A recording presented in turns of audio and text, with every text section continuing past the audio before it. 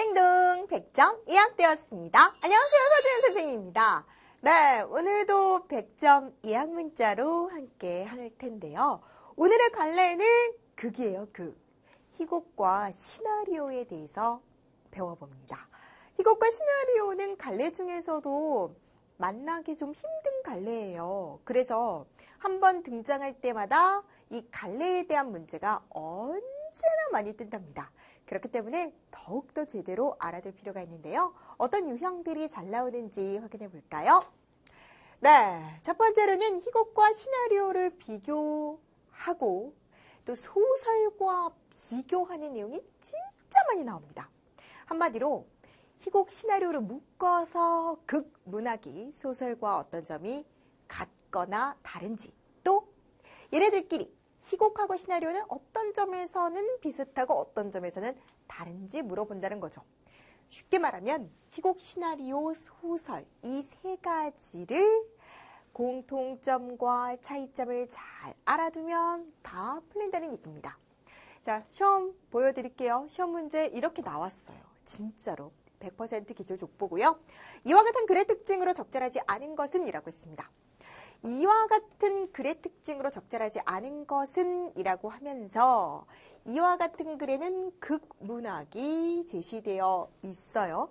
그리고 선택제 대립과 갈등의 문학, 현재 진행형의 문학, 묘사, 서술, 대사로 표현, 허구의 문학, 발단, 전개, 절정, 하강, 대단원의 5단 구성. 정말 많이 봤죠? 우리 하나하나 분석해 볼까요? 네, 100% 기출 개념입니다. 이와 같은 글의 특징으로 적절하지 않은 것은 이라고 했을 때 이와 같은 글, 극문학에는 희곡과 시나리오가 있는데요. 희곡은 뭐고 시나리오는 뭐냐? 희곡은요, 연극하기 위한 글이에요.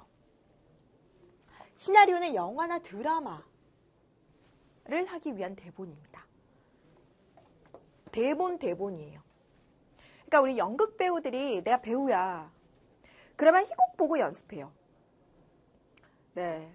내가 영화 배우야. 왜? 인물이 딸려도 연기파 배우 나 있거든요. 할 수 있거든요. 나 연기만 할 자신 있거든요. 인물이 딸려서 배우를 못하는 거지. 그렇죠? 이 영화나 드라마의 대본은 시나리오입니다. 그럼 희곡은 연극을 무대에 올려야겠지. 아니, 무대에 올리지 않으면 무슨 소용이 있어. 무대에서 상연하기 위해 쓴 대본이 되고요. 그래서 무대에서 상연하게 편하게 대본에 다 나와 있어요. 시나리오도 마찬가지죠. 영화나 드라마를 상영하기 위해 쓴 대본입니다. 자, 그럼 1번 대립과 갈등의 문학일까요? 맞아요. 이야기의 전개 자체가 희곡이든 시나리오든 갈등의 전개와 해소 과정을 중심으로 이야기가 전개됩니다. 하나만 더 힌트를 드리면 맞아요. 소설도 마찬가지예요. 소설과의 공통점입니다. 소설, 희곡, 시나리오 모두 갈등과 대립을 통해서 이야기가 전개됩니다. 이건 세 가지 모든 갈래의 공통점이에요. 시험에 그게 진짜 많이 나와요. 대립과 갈등의 문학, 갈등과 대립의 문학, 소설, 희곡, 시나리오 모두 해당된다는 것. 두 번째, 현재 진행형의 문학입니다. 그러니까 소설은요, 과거형이거든요. 문장을 보면 뭐뭐 했다. 대부분 과거형인데요. 이런 극문학은요, 사건이 눈앞에서 벌어지고 있는 것처럼 현재화해서 보여줍니다. 그러니까 현재 진행형의 문학이라고 합니다. 3번, 묘사, 서술, 대사로 표현한다고 하는데요. 아니죠. 이건 소설이고요. 희곡과 시나리오는 대사와 행동으로 진행을 해요. 이게 가장 큰 차이가 뭔지 알아요? 정말 중요한 얘기하는 건데 서술자의 유무예요. 소설은 서술자, 즉 말해주는 사람이 있기 때문에요. 말해준 사람이 자세하게 묘사도 해주고 하나하나 서술도 해줘요. 하지만 희곡과 시나리오에는 서술자가 없습니다. 그래서 배우들의 연기가 진짜 중요한 거예요. 배우들의 표정 하나하나, 행동 하나하나, 몸짓 하나, 손짓 하나에 모든 게 다 담겨 있어요.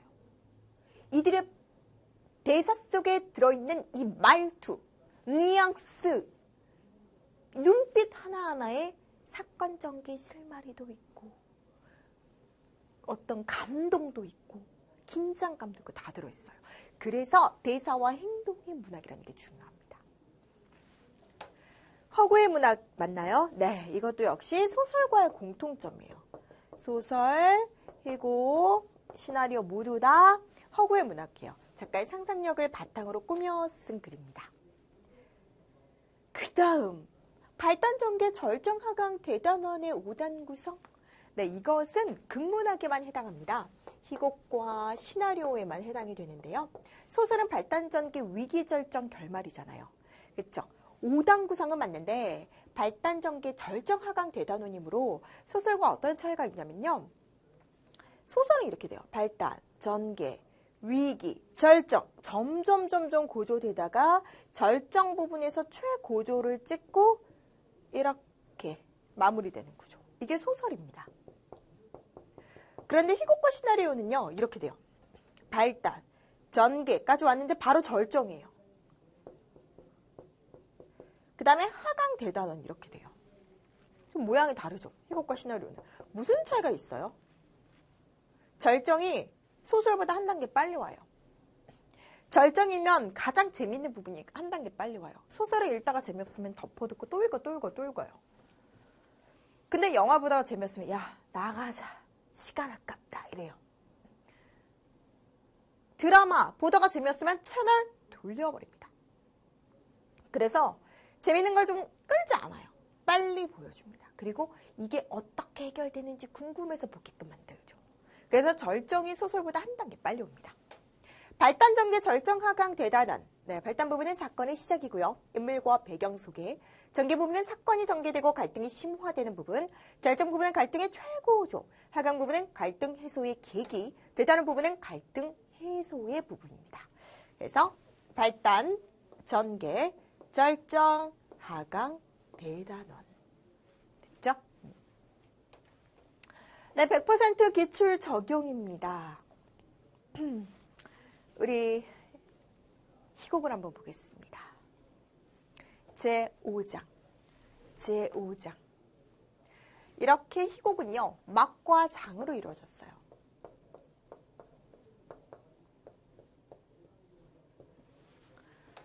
이 막은 뭐예요, 얘들아?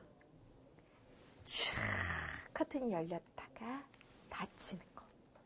장은요. 조명을 한번 껐다가 켜서 무대에 변화를 주는 작은 단위입니다. 막장이 희곡의 단위가 돼요. 교실입니다. 무대라는 표현이 있죠? 무대에서 펼쳐지는 바로 연극입니다. 다시 불이 켜지면 학교 교실이다. 무대 배경은 복도 장면과 동일하게 사용할 수 있다. 무대 가운데 상미가 고민하는 표정으로 의자에 앉아있다. 소진 들어와 상미 옆에 앉는다. 네, 이런 지시문이 있고 대사가 이어집니다. 소진. 야, 너 표정이 왜 그래? 드럼 다시 시작했다고 좋아하더니 뭐가 잘 안 돼? 상미, 소진을 바라보며. 실력이 느는 것 같지 않아 걱정이야. 목소리 커지며. 나 진짜 열심히 연습했거든? 목소리 작아지며. 그런데 생각보다 쉽지 않아. 공연도 얼마 남지 않았는데. 손가락을 소진이에게 보이며. 이거 봐. 손가락에 굳은 살이 박였어. 아휴, 답답할 만하네. 그쵸? 소녀 두드리며의 한 장면이었고요. 이번에는 시나리오를 볼 거예요. 시나리오는 어떤 차이가 있는지 봐봐. 시나리오는 장면 번호라고 하는 이 씬넘버가 있어요. 씬넘버 다음에 몇 번째인지 숫자가 나와 있고 이렇게 공간과 시간적 배경이 등장합니다. 이렇게 시나리오는요. 씬넘버가 구성 단위예요. 그러니까 카메라 셔터 이렇게 눌러가지고 장면별로 찍는 거지. 장면별로. 그치? 따스한 거실 너머 방문이 열고 30대 후반쯤 된 필리핀 출신의 엄마가 한 손에 서류 몇 장을 들고 나온다. 엄마에게 달려가는 동민, 마루로 다가온 엄마, 차은에게 서류 하나를 내민다. 네, 엄마가 필리핀 출신이라고 하는 것이 지금 네, 특징적인 내용으로 등장하고 있어요. 차은아, 이게 뭐야? 아무리 봐도 이거 모르겠다. 뭐? 이거 빨간 글자 말이야. 비가소성. 네, 엄마가 필리핀 출신이기 때문에요. 아직 우리말을 잘 모르나 봐요. 근데 우리나라 사람들도 잘 모르는 한자어들, 되게 뜻 어려운 한자어들 되게 많잖아요. 서류를 본다. 비가소성 폐기물 투기 금지. 그게 뭔데? 엄마는 그것도 몰라? 엄마들은 다 알아. 그리고 엄마, 내 방에 함부로 들어오지 마. 이 차은이가 엄마한테 불만이 많은가 봅니다. 달리는 차은 시나리오의 일부였습니다. 네, 가해 작품은 상미가 꿈을 찾아가는 과정을 담은 작품으로 연극의 대본이었고요. 나는 차은이 꿈을 이뤄가는 과정에서 겪는 갈등과 그 해결 과정을 아름답게 그린 작품. 바로 시나리오였습니다. 자, 1번 가와 다른 나의 특징. 시나리오만의 특징이야. 그치? 시나리오는요, 카메라로 촬영을 해요. 그렇기 때문에요, 언제 어디서든 원하는 데 가서 찍고, 얼마든지 오랫동안 찍고, 얼마든지 많은 사람을 찍고, 나중에 후편집이 가능합니다. 해외 가서 찍어야 되면 찍어와요. 새벽이 배경은 새벽에 찍을 수 있어요. 그러니까 시간이나 공간의 제약이 굉장히 적은 편이죠. 희곡에 비해서는. 하지만 희곡은 무대라는 공간이 딱 정해져 있고 관객들이 보는 시간이 정해져 있기 때문에요. 시간 공간의 제약이 큰 편입니다. 무대에서만 행해져야 되기 때문에. 그래서 시간과 공간의 제약이 적은 편이다. 이게 바로 시나리오만의 특징이 되는 거죠. 주로 인물의 대사와 행동을 통해 사건이 전개되는 건 공통점이 됩니다. 그렇죠? 공통점. 네, 등장인물 수에 제약이 있다. 이거는 희곡의 특징이죠. 가의 특징이고요. 막장으로 장면을 구성하는 것도 가의 특징이고요. 무대에서 펼쳐지는 것, 네, 바로 가의 특징입니다. 정답은 1번이 되겠습니다. 2번, 가나와 소설의 공통점이 아닌 것. 거봐. 내가 이렇게 희곡, 시나리오, 소설의 공통점 많이 묻는다고 했지? 인물 사건 배경이 있다. 그리고 대립과 갈등을 본질로 한다. 결국 독자에게 감동과 교훈을 주고 독자의 상상력에, 작가의 상상력을 통해 꾸며진 글이라는 것. 하지만 서술자의 유머는 다르죠. 서술자에 의해 이야기가 전개되는 건 소설만의 특징입니다. 희곡과 시나리오는 서술자가 없기 때문에요. 등장하는 인물들을 연기하는 배우들의 대사와 행동이 사건 전개를 이해하는 데 중심이 된다고 했습니다. 정답은 2번입니다. 자, 100점 만드는 비결 공개할게요. 갈래 비교하는 문제 나온다. 어떻게 풀어야 돼? 소설과 다른 특징. 소설과 뭐가 같은가? 소설과 뭐가 다른가? 이거 꼭 확인할 것. 네, 우리 극문학을 이해하는 두 번째 개념입니다. 대사와 행동. 100% 기출 족보 이런 문제 진짜 많이 봤죠. 근데 이런 문제 나오면 되게 어렵지 않아요? 이 글을 연출하려는 감독의 계획으로 적절하지 않은 거. 내가 감독이 아닌데, 내가 연출을 해본 적이 없는데 이걸 어떻게 하느냐. 네, 이 작품의 내용과 어울리는지 아닌지, 어울리는 내용과 어울리는 설정인지 아닌지를 보시면 돼요. 그래서 선택지에 이렇게 나왔다. 공간적 배경 가난한 어촌인이 적절한 장소를 섭외하겠습니다. 뭐 장소 섭외라든가. 2번, 무뚝뚝하고 말수가 적은 아버지의 성격이 표정과 대사에 잘 들어 어떤 연기를 부탁해야 한다든가. 3번, 동민이 역은 어떤 장난기 가득한 표정을 잘 연기하는 아이가 누가 연기하면 좋을 건지. 그 다음에 4번, 퇴마루에 앉아 동생의 숙제를 도와주는 장면은 아파트를 어떤 배경으로 할 것인지. 5번, 짜증이 난 차은이의 심리를 대사의 엄마에 대한 그 불만이 드러나도록 어떤 대사는 어떻게 지시할 것인지. 이런 내용들이 대부분입니다. 자, 그럼 하나하나 볼까요? 감독의 계획이라고 하는 것이 시험 문제에 정말 많이 뜨는데요.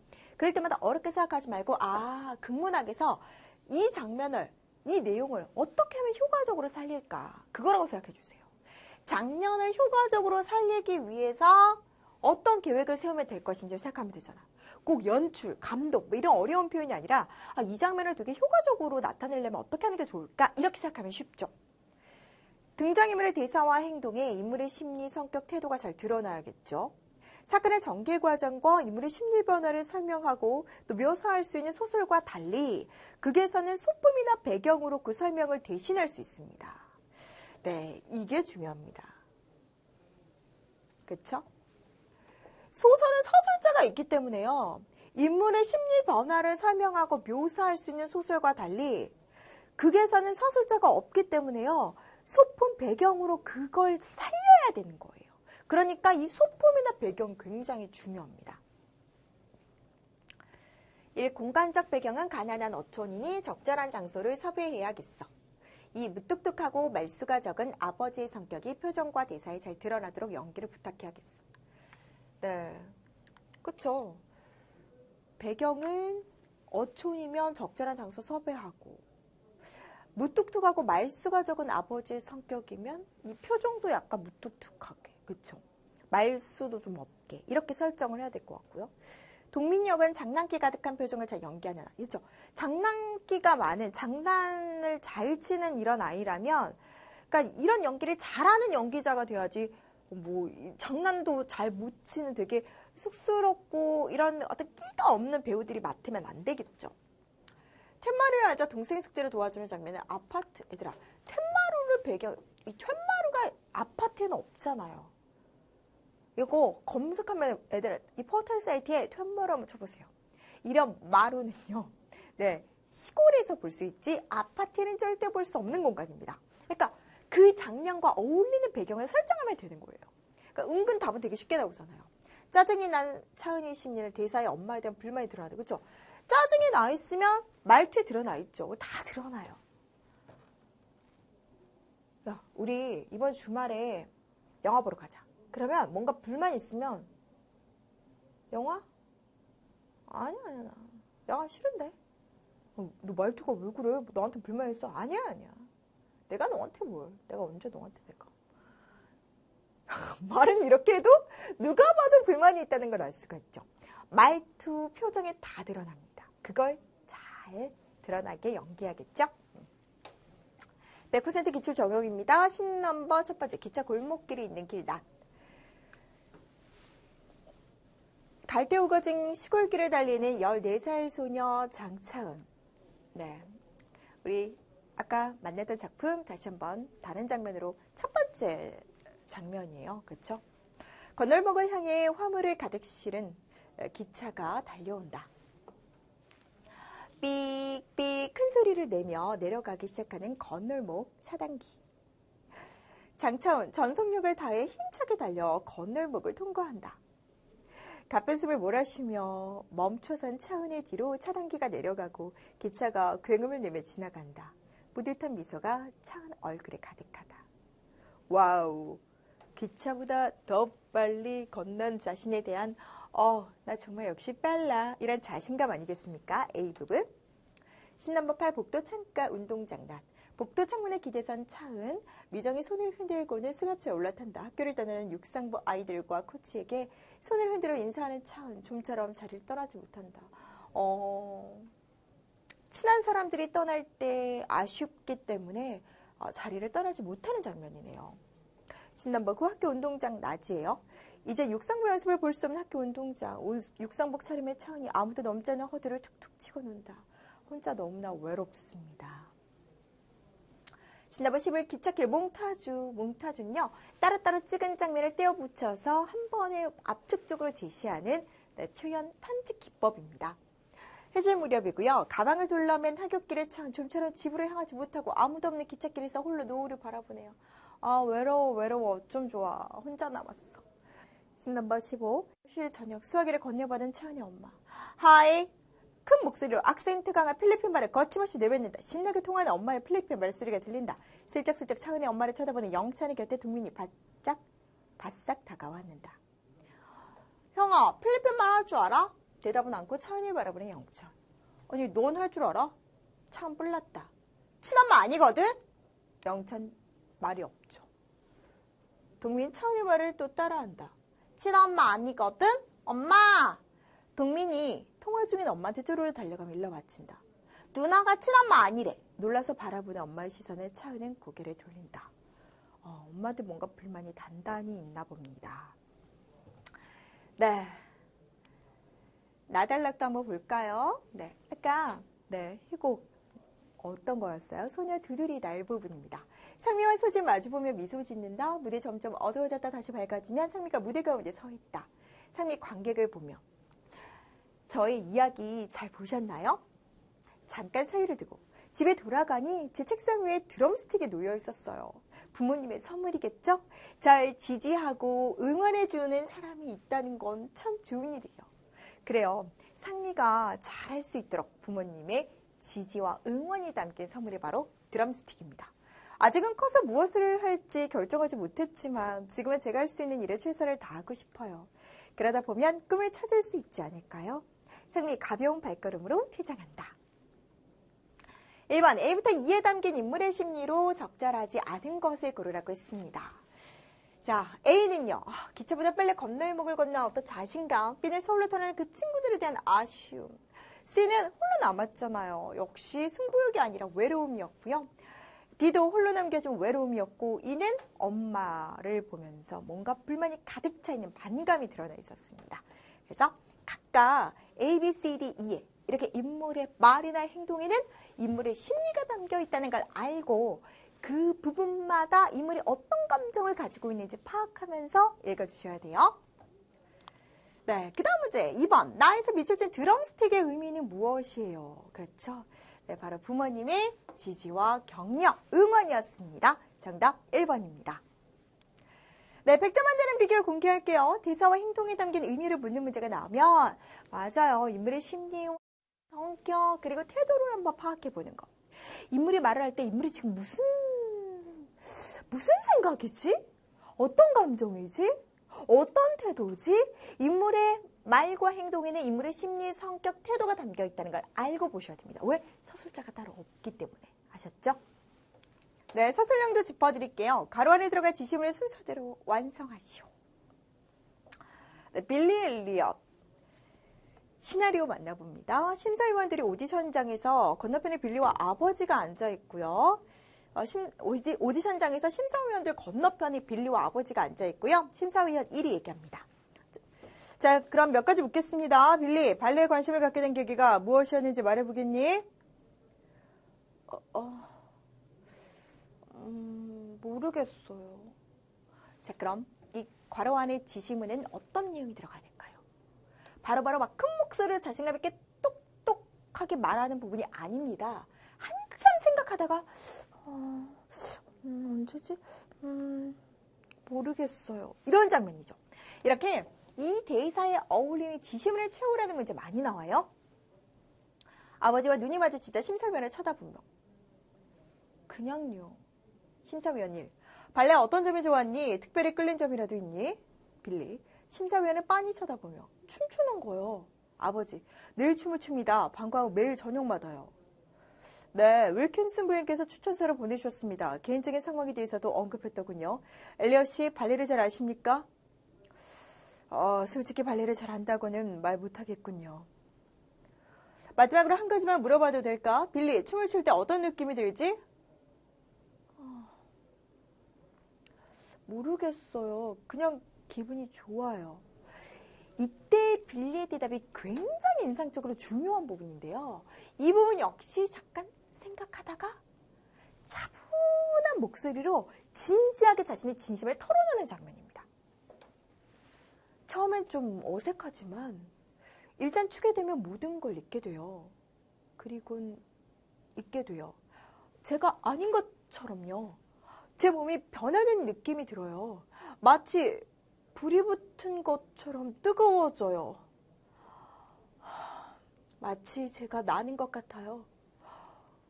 새처럼요. 마치 전기에 감전된 것처럼요. 네, 감전요. 네, 이렇게 상황과 대사에 어울리는 지시문 채우는 것. 인물이 어떤 표정을 지을지, 어떤 태도와 어떤 행동으로 말을 할 것인지. 이렇게 괄호 안에 채우는 문제 많이 나오니까요. 앞뒤 맥락과 인물의 대사를 생각하면서 항상 문제를 풀어주셔야겠습니다. 네, 희곡과 시나리오, 갈래를 잘 정복하는 100점 만드는 개념 하나. 네, 바로 극문화, 희곡, 시나리오. 결국 대사와 행동을 통해서 인물의 심리와 성격, 태도를 파악한다는 것 꼭 기억하셔야겠습니다. 네, 정말 잘하셨습니다. 선생님은 이제 다음 시간에요. 정말 너희들이 늘 간지러웠던, 늘 헷갈렸던 부분 정리해 드리려고 합니다. 다음 시간 꼭 함께 해요. 띵동! 예약 문자 또 발송해 드릴게요. 선생님과는 다음 시간에 만나요. 사랑해 얘들아.